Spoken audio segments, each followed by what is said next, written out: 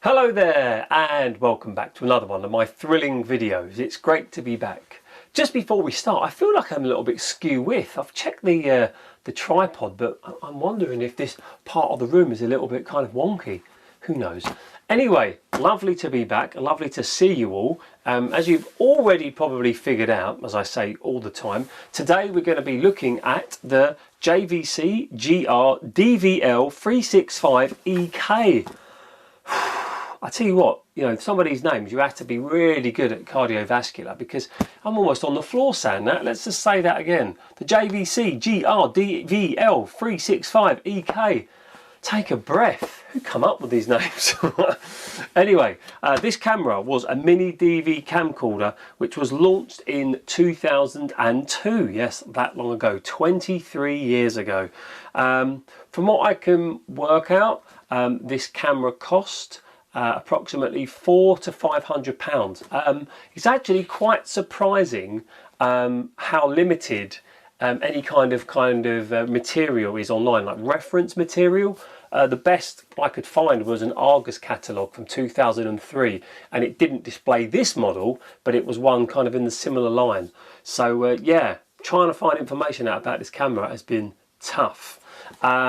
So this camera was feature packed and included such things as an 8 megabyte, can you believe it, JVC multimedia memory card, which is in the camera for still photos, and wait for it, MPEG-4 video clips for sending those video clips via email. Who would have thought? Video clips via email? I don't know if I send video clips by email now. This camera also had an external video light as well as a backlight option and a night shooting mode. It came with a 2.5-inch fold-out LCD monitor, which was pretty fancy back in 2002. Not new, but still pretty fancy. One thing I really liked about this camera, which I think is what I said, the camera also allowed the user to output video, wait for it, via AV out, S-video out and DV out. The trio of video outs. I mean, that's pretty cool, isn't it? I always love the trio of video outs. That's just a little bit about the camera. I picked this camera up on the 2nd of January 2025, and it cost me the princely sum of 20 UK pounds. So when I found this camera in the charity shop, it was actually marked up for £40, but I had a chat with them. I was like, hello fella, what's going on here? Let's have a little chat about the camera. No, I didn't, but I asked them about the history of the camera, where they got it from, did they know if it was working, and I said, like, look, I'm happy to buy it sold as seen for £20, but I'm not prepared to pay £40, and they were happy with that, and I was very pleased to find that it actually did all work. Initially, I thought there was some problems, especially with the batteries. I didn't think that they were charging, but actually I was just looking in the wrong area of the camera for the charge icon. It was just in a strange location, not where I expected. So we were all good. One other really cool thing about this camera, which I will talk about a little bit later on when we look closer up at the camera, but it's actually got a mic in jack. Hooray! There's so many camcorders from this era, especially Sony camcorders, that just didn't have a mic in. It wasn't just Sony, but when I saw the mic in on the side, I was like, not only does it have the trio of video outs, but it also has a mic jack. Brilliant. So I'm actually, linked up via wireless mic at the moment. Fantastic. So what else was I going to talk to you about? Oh yeah, so the reason I was attracted to this camera was for a specific reason, but one that you're probably not likely to guess, but I'm going to tell you now. So when I walked into the charity shop and I saw this in the box, which I'll show you shortly, it reminded me of a camera that I used to have back in, I think it was 2002. So I'm going to tell you a little story. So between 2001 and 2003, I used to work in a movie rental store called Movie Express, which was located in South London, namely in Welling, in the London borough of Bexley. And during that period, I was at film college, at North West Kent College, studying media. I had a high 8 camera and I upgraded to a JVC camcorder. Now I actually wanted a Sony camcorder, but I couldn't afford one. So at the time, I opted to go for a JVC. Now, I don't think it was the same model as this, but it was very, very close. But anyway, during the period of owning it, which I'm fairly certain was 2002, thinking about it. But yeah, I think it was around time. I left the movie rental shop and I had my video camera on me. My video camera was like an attachment of my body, so it went everywhere with me, as you could probably imagine. And as I was walking home through the tough streets of South London, it actually was quite tough at that time, I bumped into my friend and a few of us had a chat on a street corner. To cut a long story short, there was a lot of naughty boys out looking for a fight. They couldn't find who they were looking for, and so they decided to pick on us. And well, I had my camera stolen at knife point, and yeah, it wasn't a very nice experience, and I gladly handed over my camera. I should have listened to my friend who said, Adrian, throw your camera over the wall, it's in a bag, we'll get it later. And I was like, no, I'm keeping my camera, because like I said, it was like a body part. So he was right. But fortunately, I wasn't badly hurt, but it wasn't a very nice experience. But this reminded me of that camera, and I always wondered where it had gone. It's not the same model, but it's very, very close. So that was why I decided to take a punt on this JVC camera, to go back to the time where I owned one, and to see what the results were, because I didn't have it for very long before it got stolen. That's pretty sad, really. I suppose one more thing before we go. This camera, as I said, came out in 2002, and the only other video that I've reviewed on my channel from 2002 is the Sony DCR TRV140E, but that's a digital 8 Handycam. So if you want to check that video out, you can find it. Hold on, which side of the screen will it be on? You can either find it here or here. One of those sides, you'll have the link. So we're just going to do what we usually do. If it's not broke, don't fix it. We're going to have a little close-up look at the camera, and then I'm going to just run you through the menus, and then we are going to go out. I'm going to do some photography with it. I am also going to show you what an MPEG-4 clip looks like today, which was obviously the way to utilize it via sorry, I'll start that again. I'm also going to show you the MPEG-4 clip functionality. That was what we were getting via email, although I never remember sending clips via email. And I'm also going to show you just the standard video footage. So there you have it. I'll be back at the end and I'll tell you what I think about the experience, and I will see you all later. So, what did I get in the box? Well, let's have a look. The camera itself, obviously. Driver software and guarantees. But guarantees of what? An instruction manual, an AC adapter and power cord which rotate, a remote control, very handy it is, a battery pack, 2 new mini DV cassettes, a SCART adapter, 1 USB cable, a shoulder strap, an editing cable, an AV cable, and last but not least, a weighted core filter that nobody uses. Okay, so as promised, let's take a look at the GR-DVL365EK. What a mouthful that is. So let's start at the front of the camera with a lovely JVC lens cap. Just take that off, and it's actually quite a nice one. You see the way to attach it on the little strap on the side, it's right there. The old ones always used to be on the inside, and they're really finicky, but there we go. Right, okay, so on the front of the camera, we have the infrared area right there. We have our external light or lamp, whatever you want to call it. We have our mics on each side, and then we have the most important thing, the lens, which has got a 10 times optical zoom and an autofocus function, and it tells you it's a JVC video lens, which is very nice of it. And then it tells you all the bump around what it can do there. So what we'll do now is we'll just go to the side of the camera. What we might do actually is to go slightly to the top. So as you can see on the top here, it says XGA digital stills MPEG-4 video clips. If anybody knows what XGA is, XGA, please let me know. But yeah, MPEG-4 video clips. What a time to be alive. It's also telling us that it had 500 times digital zoom. We don't like digital zoom. We like to stick with optical zoom. Don't you know? Okay, so here you can see DV output, which is really useful. And it also tells us that it's got provided software. Thank you. It's a high band digital video camera, super high band processor, mini DV, JVC, SD. If we look just at the bottom here, we can see memory card, and that is what you record your photographs onto, and also the MPEG-4 video. So if we just pull this little window forward or latch, you can see the memory card is just hanging out there. Click it in, and there you have it. JVC. See how the autofocus is. Multimedia card, 8 megabytes. It's so small, isn't it?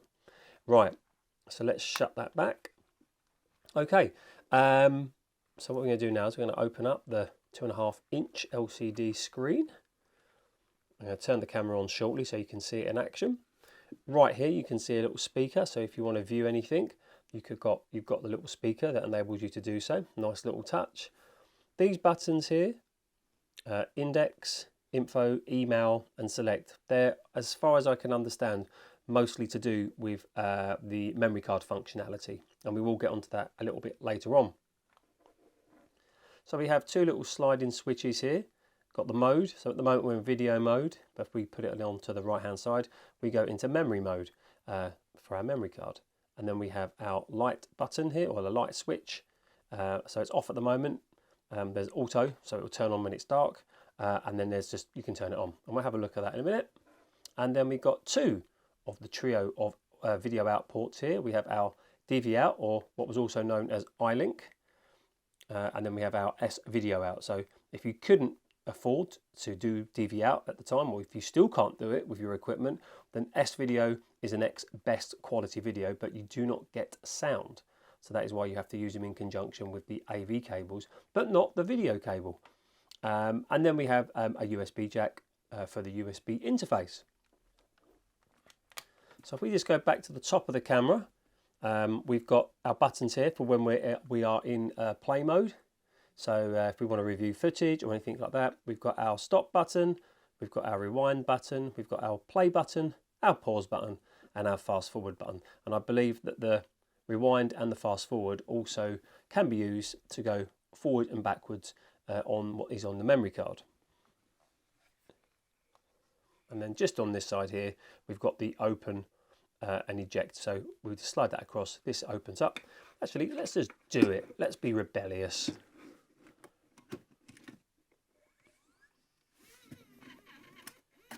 And there you go. There is your mini DV cassette. It's actually quite a good test for this camera, actually, because I hadn't recorded onto it until this video today, and the functionality and the drive mechanism seem to be fine. That's excellent. So there you go. Okay, so let's go to the back of the camera. We have our viewfinder, which can only be articulated to 90 degrees. Just making sure that is. Yep, 90 degrees, and you can't pull this out. It's kind of connected to a ribbon cable, so you've got to be careful if you do get one. We have our battery here. We have the battery release here, so you press that, slides off. We have our record button. We have our menu and brightness button, which doubles up. So on a lot of these camcorders, you have kind of like this little clicky wheel, so you can kind of press it in like so, and that allows you to select things, and it also doubles up as a brightness feature on the LCD screen. If we just stay slightly on the top of the camera here, we've got the button for taking a photograph, your snapshot. We have focus. So what we want to do is, if we go into manual mode and we press focus, we can use the wheel here to have manual focus. We have our zoom lever on the top, our telescopic and wide. If you'd like to see it from there, maybe you would. And then we have our options here, so we can be into manual mode, automatic mode, off, and then playback mode. And you have to go into manual mode in order to get full access to the menu. As far as I understand, you just cannot do it in auto, and I'll just show you that in a moment. I think we're almost there as that falls off. Brilliant. Under here, Well hidden is your DC jack, so if you want to charge the camera or run it off the mains, it is under there, nicely concealed. And then if we come over here, apologies for this, we have the last of our video out. So we've got our AV out, we have our little mic jack, which is very cool, and then we have the edit jack, which we use in conjunction with the edit cable that you saw very briefly earlier, and the remote control. The other end of the edit cable plugs into the end of that remote control. So let's just plug that back in. Okay, so just going to turn the camera on. So we're going to go into automatic mode. As you hear the camera turn on, we're going to open up the LCD. Now I'm just going to press the menu button, like so. Going to click it in, and you'll see that nothing happens. So as I'm pressing that, nothing will happen. Just to show you. But if I go into manual mode, like so, and I press the button in, you'll see it brings up the main menu there. So that is why you have to be in manual mode in order to use the manual. Sorry, in order to use the menu. Quick look at the LCD screen, it's nice and clean. We have the AM there because we're in automatic mode. We're in SP mode, which is speed play, so get the best quality out of the video. We're currently paused because the tape is in, but we're not using it. We have the battery display icon there, display, not display. And then we have the little wiggly hand for the digital image stabilisation, which is currently switched on in automatic. There's no way of turning that off, but if you go into manual, you can turn that off if you want to. I have no idea why you'd want to turn that off. And then, last but not least, yes, the light mode. So if we just go around to the front of the camera, let's turn it on to automatic. I don't think it's not going to switch on. Oh, excuse me. But there we go, on, and there you have it. Ghost Hunters Unite. I'm not sure how useful that is practically, but we will give it a little test in a dark scenario later on in the video. And yeah, the viewfinder, you can see it's pretty bright. It's quite hard to actually show you the inside of it, but it's working absolutely fine. But yeah, that's the camera. I think actually the way that it's been built and the way that it's got, I quite like where the DC port is, the charging area, away from everything else. And I quite like the ports over here. The only drawback, I think, is just the fact that the S-Video and the DV are here.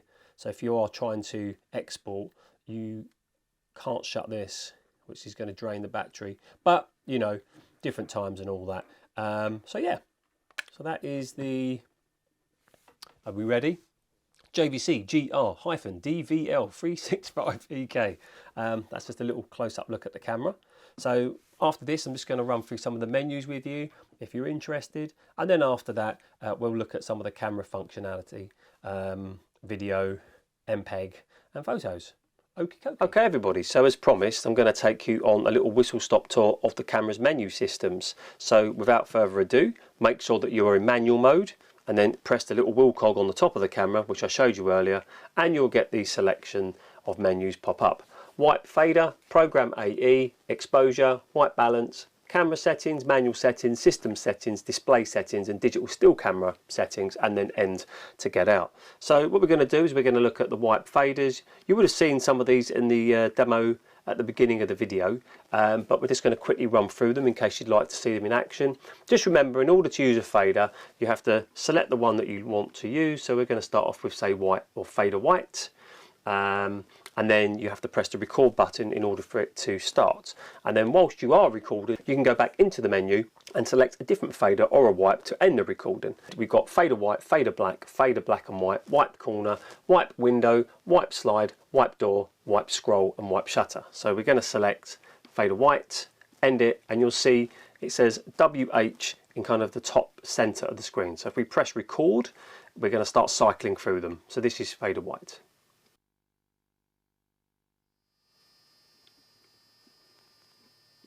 This is fader black. This is fader black and white. And this is wipe corner. So now wipe window.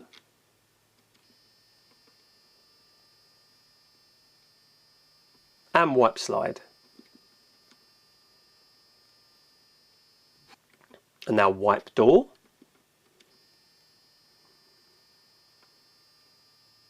And now wipe scroll. And then last but not least, wipe shutter. And there you have it. They're your faders and your wipes. Okay, so next up we have program AE, or automatic exposure.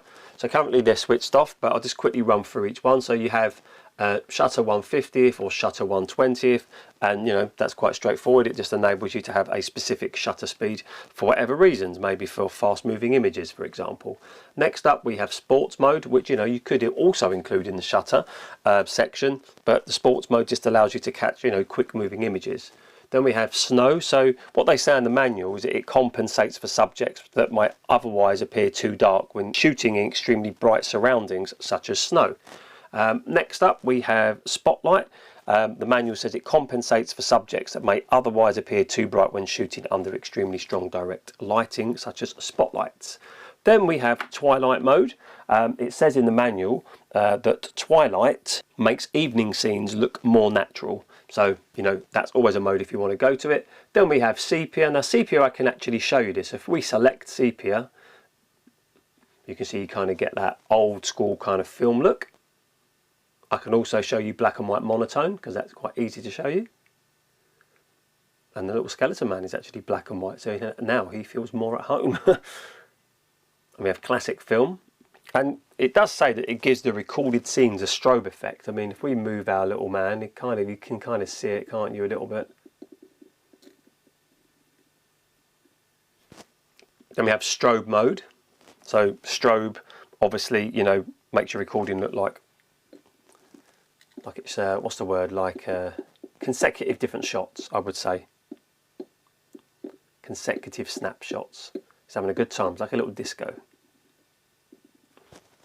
And then we have slow ×4 or slow ×10. So if we just select, for example, slow ×4, you see it got a bit brighter there. And it says in the manual that slow shutter raises light sensitivity to allow shooting in dark environments. Quite self-explanatory. So it's not really going to show you too much now, but it just enables you to just draw out extra light. And that's it. Okay, next up we have the exposure mode. So we can either have that in automatic or we can have it in manual. Simple as that. Next up we have white balance. So it's currently in automatic at the moment. You can do manual white balance, you can have fine, you can have a cloudy white balance or under halogen lights. Now manual white balance is a little bit strange. What you have to do is you have to bring it up in the menu like so. So exactly how you're seeing it. Now before we return back to the normal screen, what we have to do is we have to hold the cogwheel down until you start seeing the little kind of filled in icon flashing. There you go. And then when it resets, you have to press the cogwheel quickly twice. And then you get back to the main menu. So that is how you use manual white balance. Not sure I'd be using that. Okay, so what we're going to do is we're going to go to the camera menu next. So we go into the camera menu. And then you can see here you've got your record mode. So you can change that into SP or LP. Next up we've got sound mode. So we can go 12-bit or 16-bit depending on your preference. Then you've got zoom. So currently we're in 10 times zoom. I think that's optical zoom. Yeah, and then you can go into digital zoom, which is 40 times or 500 times. Next up we've got snap mode. So snap mode, we can either have a full picture, a pin-up picture or a framed picture. So whichever one we choose.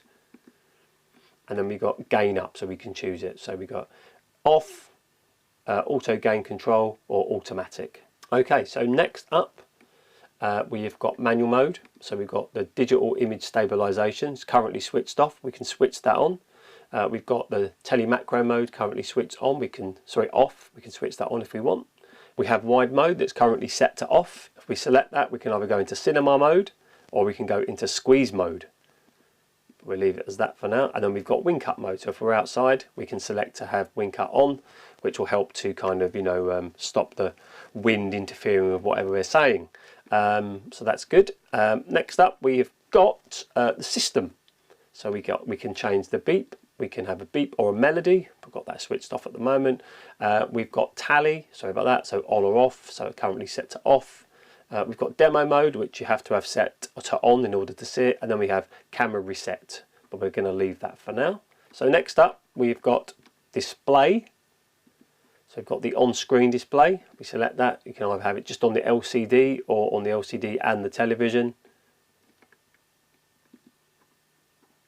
Got date and time, so it's currently on automatic, but we can turn it off or on.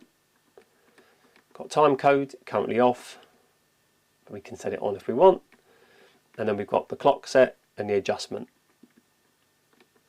And then last but not least, we have digital stills camera, and then we can look at the quality, so you can have fine and standard, image size, which you can't change at the moment, and then you've got record select. So if we select that, what this is saying is that you're either going to record straight onto the video, or you're given the option to record onto the video and the memory card.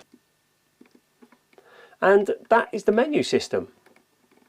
So I hope you found that interesting. So I've got one more thing that I'd like to share with you, and that is going to be the memory card mode. So I'm just going to go into the correct setting, and then I'm going to share that with you. Okay, so memory card mode. So as you saw earlier, there's an 8 megabyte, I know it's huge, memory card in this video camera. And as I alluded to earlier, you can take photographs on the memory card, and you can also take small MPEG-4 video clips, which back in the day would have been used to be sent via email. Although I never remember doing it. So at the moment the camera is in video mode, and I'm going to pull that little blue switch across and put it into memory mode. So I've just done that, as you've probably heard. Now it's in memory mode. So what I'm going to do is I'm going to take a photograph of our little skeleton man. So I'm going to press snapshot. And as you can see there, I've taken a snapshot. Now let's just go back into the menu, and let's go down to digital stills camera now that we're actually in digital stills camera, and let's see if we can change image size. Yes, we can. So that shot I just took was 640 by 480, but we can also go for a big 1024 768. So let's select that. Let's go back, and now I'm going to take a picture in 1024 768. So 3, 2, 1. There we go. I've probably taken up the majority of the memory card. So we're going to go back into the standard mode in digital stills camera, and then as you can see here, it's in the best quality possible. Okay, so now that I've set that back to the normal mode, what we're going to do is I'm going to record a small little JPEG. Now what I have to do is I've got to press onto the side of the camera email. So I'm going to press the email button now.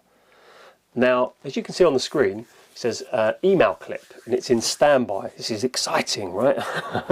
So I'm now going to record this, and I'm going to press the record button now. So now this is recording, as you can see, email clip. Hello, I'm a skeleton and I'm being recorded for the purposes of an email clip. I'm so excited. I'm going to do this for no other reason than it's an email clip. So yeah, that's an email clip.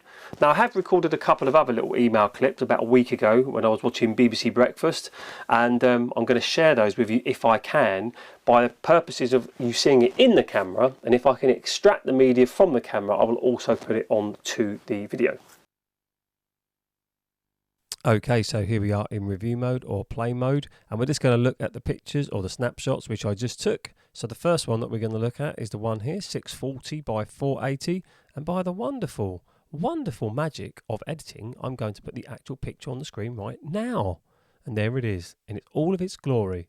And now we're going to look at the other image, which was just slightly higher resolution, and that one was the 1024 by 768. And I'm going to pop the actual image on the screen right now. There you go. Maybe just ever so slightly more clean. Okay, last but not least, we're going to have a look at the email clips. Now, in order to look at the email clips, we have to be in play mode or review mode, whatever you want to call it, but we have to press the select button on the side of the camera where the fold-out LCD screen is. And there you go. So now I can select by using the little cogwheel either the images or the email clips. And here they are. So now this is recording, you can see email clip. Hello, I'm a skeleton and I'm being recorded for the purposes of an email clip. I'm so excited. I'm going to do this for no other reason than it's an email clip. So now this is recording, you can see email clip. Hello, I'm a skeleton and I'm being recorded for the purposes of an email clip. I'm so excited, I'm going to do this for no other reason than it's an email clip. Oh look, I'm recording an email clip in 2025. Oh look, I'm recording an email clip in 2025. So this is me recording an email clip on the 3rd of January 2025. So this is me recording an email clip on the 3rd of January 2025. Okay, so I've just stepped outside as it is now night time, and I'm just going to quickly run through the different options you have when you're shooting outside on this camera. So if we remember, if we go into program AE and we go on to slow, which was a little candle icon, and we come to the end, you'll see that you can see a little bit, not too much though, but enough. So now we're going to go back into program AE and we're going to go on slow times 10. So it's quite blurry, as you can see, but if you are to zoom, for example, it's not the worst. That's quite good, so you can use that slow or candle mode, whatever you want to call it. So we're going to go into that and we're going to turn off slow. I'm going to turn it off.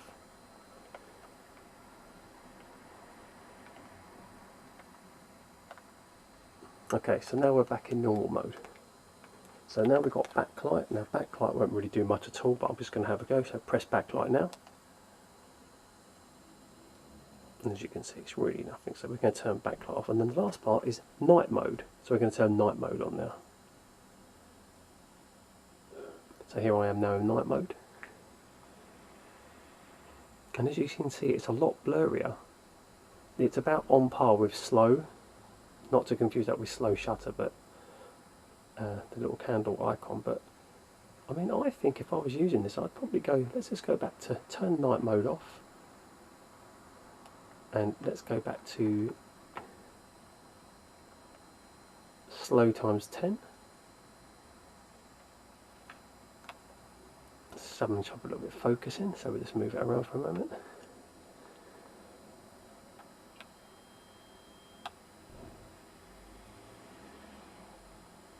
And there you go. So I think this is slightly better than the actual night mode. So I think I would use slow times 10. Okay, so we're going to turn this off now. And we're going to go for the final, and that's the light on the camera. So light is now on. So it's difficult to kind of see out here, but that is kind of what you're getting with the light. So it's not bad, depending on what you want to use. But if you're getting quite close up, that's pretty good. But if you're a little bit farther away, it's not going to be as good. So if you're close up, the light's great. But I think if you want to record more in the night, then I'd use slow. So there you have it. Okay, so as I promised, this is just a little test of the camera out in the open or in the world. I'm not wearing a microphone, this is just an internal mic test, so whatever you're hearing is being recorded by the camera. What we're going to do, we'll probably do a little zoom test just to show you the difference between optical and digital, if you can hear me that is. And yeah, and I'll probably just take some photographs, so hopefully you enjoy.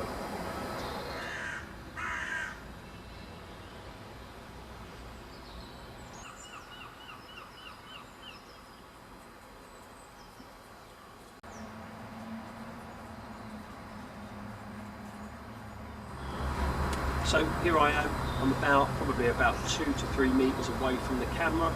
Can you hear me well? Do you think actually having an internal mic is probably something that I need? But can you hear me? Or do I need to speak up? Who knows? You know, certainly if I come down these stairs, I go over here. If I stand here, can you hear me? Probably not. If I shout, you probably can hear me. That is probably why having an internal microphone is a good idea. So now, as I walk up and down these steps, we're going to head to a different location. So just filming this next bit in handheld mode, the way that most people would have used these cameras in and around the time, you wouldn't have really seen many people heading out with tripods. And as you can see, it's an overcast day. Probably if I was shooting photography, probably be using maybe a 400 ISO, maybe an 800, overcast. So just heading down to the seafront, and this is in handheld mode with digital image stabilisation turned on. So just going to see if I can zoom in on anybody having a little stroll. I believe this is just in standard 10 times optical zoom and with digital image stabilisation turned on. Okay, let's head down there ourselves. Okay, so now for a zoom test. We're in a 10 times zoom at the moment. There is a little vessel out there, so I'm going to zoom in. You should be able to see it. There it is, and that's at 10 times zoom, that's optical zoom. Okay, this is 40 times optical zoom.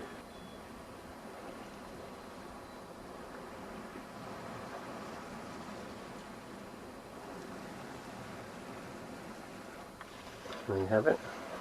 So this is now in 500 times optical zoom, and as we know, you don't really want to go above 40, otherwise it just becomes a blurry mess.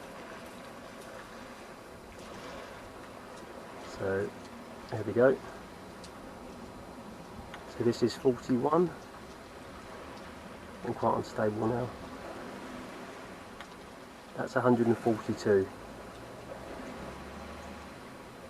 So I always say, if you're going to use digital zoom, go up to about 40. Let's go full. That's 500. Absolutely useless to anyone. Okay, so 10 times optical zoom. Not looking out to sea this time.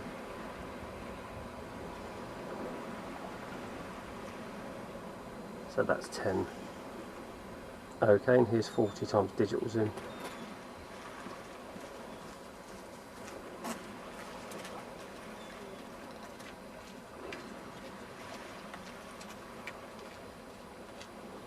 So as mentioned, I would never go above 40 with regards to zoom, especially digital zoom.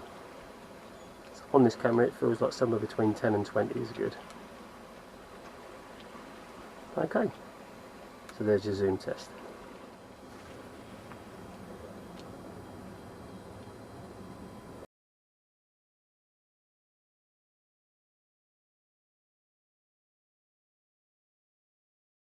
Now, one of the main reasons I came out to shoot down here today is that a friend told me that there is a big cock in Lowestoft, and I said, well, you're gonna, have to tell me a little bit more.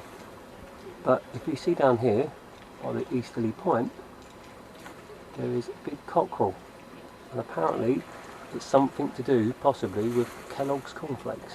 So let's investigate. So I can say with absolute certainty that there is definitely a big colourful cock just down there. I'm so excited about it, I might have to take a video of it and also send an email clip. We have a massive colourful cock.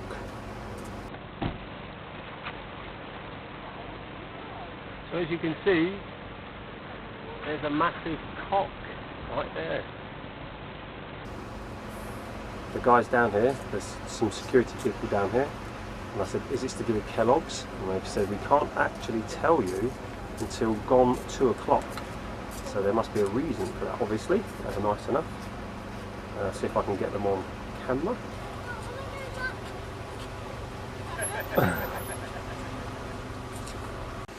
As you can see, right here.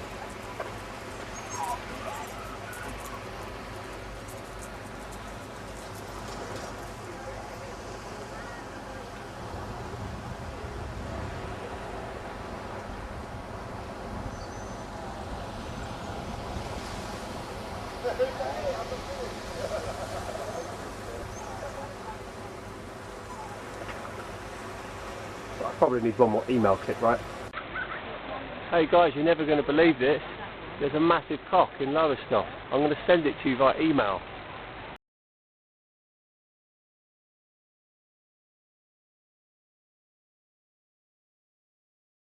So we're leaving the giant cock behind now, and I'm now going to go into purely handheld mode, because I have this kind of feeling, you know, that this is how these cameras were supposed to be used, as I said. So anything onward is handheld, with the special digital image stabilisation switched on. A lot of development going on in Lowestoft at the moment. This used to be a massive car park. We used to adjoin the end of Wilco's. It's been completely demolished, and just across the road here, out on the main high road on Battery Green Road, the old Lowestoft ice factory has been demolished, and that's gone as well. So there's quite a lot of redevelopment coming, which is positive as we head into town with the empty Wilco back in the wonderful Lowestoft High Street. Things about the town since I moved here is that Banksy come here and he did an artwork, and then it was taken off the wall, then that artwork was redone by another artist and then covered up by a piece of perspex. Absolutely useless. Look at that, not very valuable piece of art under a piece of perspex. Department store, it's been closed down quite a long time now. Get a local artist doing kind of stuff in it, which is quite interesting, but I think it's really demolished at some point. My favourite places to go was the British Art Foundation to get bits and bobs, retro stuff, and that's sadly gone. The Eastern Daily Press or the Journal used to be there when I moved here back in 2016, but that is now an empty shell.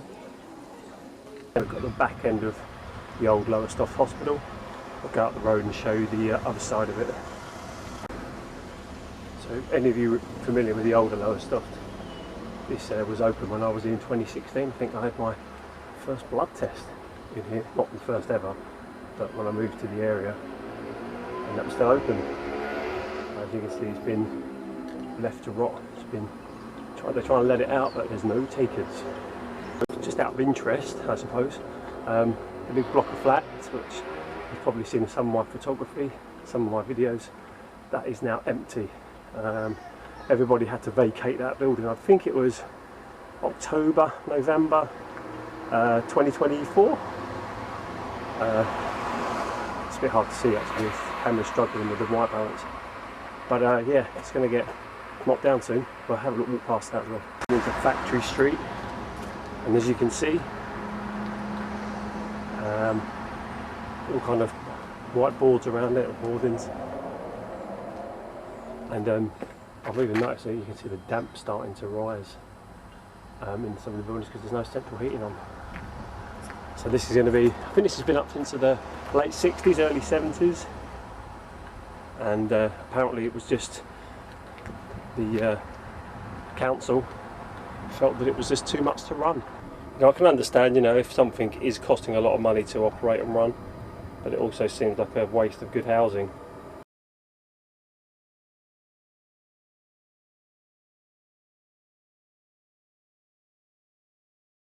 So, I hope you've enjoyed the little demo of this camera. It's quite a nice oldie worldy building here. Still in operation, factory. That's about it really with regards to the functionality of the camera. So now, just for my closing thoughts, I suppose. Okay then, so what did you make of the camera? What did you think of the review? Please let me know in the comments below. So, you know, just my closing thoughts, I suppose. Firstly, isn't it typical that the weather today is cleared up, and yesterday was so gloomy and horrible, and today is, you know, it's quite bright and sunny, a little bit of blue sky. But I suppose, you know, you get to see the camera operating in gloomier conditions. So, you know, if you were to pick this camera up, you get a good idea how that functions. So I suppose, what do I like about the camera? What was my experience shooting with this little camera? Well, I suppose, obviously I've mentioned that it was really handy having the trio of video outs. That's really useful. And I suppose, as I mentioned a little bit earlier in the video, you know, I used to own a camera, I think the earlier model, and it didn't have some of the options that this camera's got. And I suppose I've come to better appreciate the memory card shooting mode for both the JPEGs and the email clips. You know, I suppose the JPEGs look a little bit better today than I anticipated. And I suppose the MPEGs that you record for the purposes of an email clip, you don't have to use them as an email clip in today's marketplace.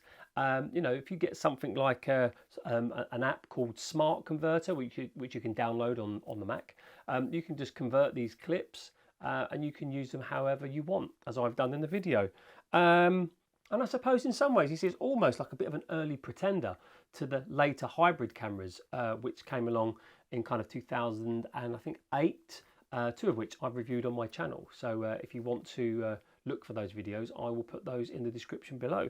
I like the fact that it's also got an external mic input. As you would have seen in the video, you don't have to be too far away for it to be hard to hear. So I think that this camera that has that option is great. I kind of regret that I didn't take it out just to kind of show you the difference, but hey ho, as is life. And really, I don't really think that there is much to dislike about this camera. It does so much, and I think if you would have picked this up back in 2002 for about 500 quid, I think you would have been really, really happy. One of the guys that you see in the video down by the big colourful Cockerel, one of the security guys, he actually told me, he saw the camera and he said, oh, I have real nostalgia for that camera. And he actually asked me if I'd be selling it, and I said, yeah, I would be selling it. So he's going to get in contact with me at some point, and if not, I'll probably pop it onto eBay for somebody else to enjoy. But yeah, so I hope you enjoyed that review, and I will see you on the next one. Take care, everybody. Cheers. So if you enjoyed today's video, then please consider giving it a massive big thumb up, just like the one on the screen. And if you really love my content, then please consider subscribing and making sure you activate the notification bell. Thank you.